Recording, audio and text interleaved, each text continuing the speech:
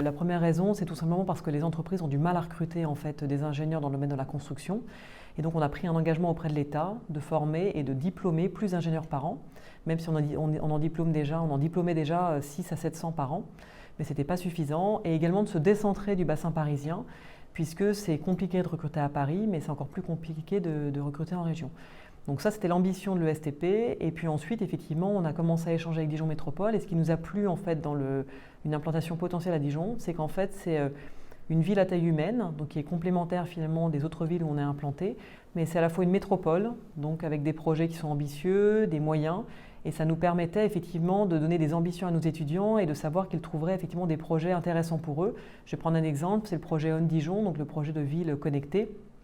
Et ce projet, en plus, était en lien avec une de nos thématiques d'excellence, en tout cas une thématique qu'on souhaitait développer, qui était la construction de la ville intelligente et décarbonée. Il y a une forte demande en termes de développement industriel dans le domaine des nouvelles technologies et il y a une pénurie d'ingénieurs dans ce domaine-là spécifiquement.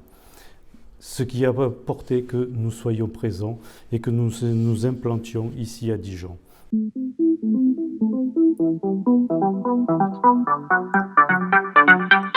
Actuellement, nous sommes donc sur notre deuxième année de fonctionnement. Nous avons près d'une centaine d'étudiants sur 4 années de fonctionnement et nous perspectivons donc d'atteindre 500 étudiants à terme, donc une moyenne de 100 étudiants par année de formation.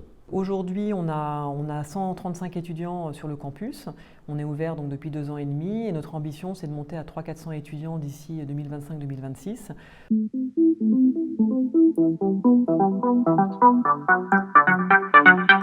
On propose le même diplôme d'ingénieur qu'à Cachan ou à Troyes ou à Orléans bientôt.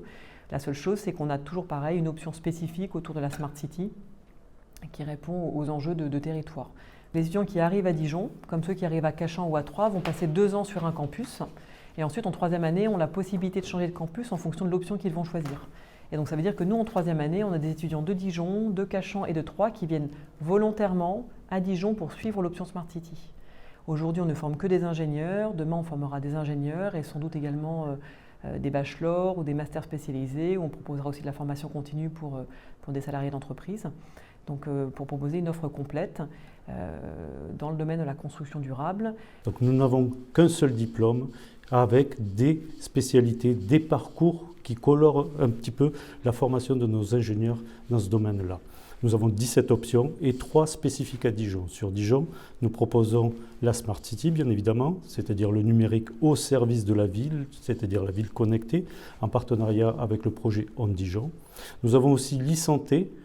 Dans ce cas-là, c'est plutôt le numérique au service de la santé pour le bien des personnes, pour le bien des patients. Et pour finir, l'industrie 4.0, donc tout ce qui est numérisation industrielle, que ce soit dans le domaine productif, maintenance, etc.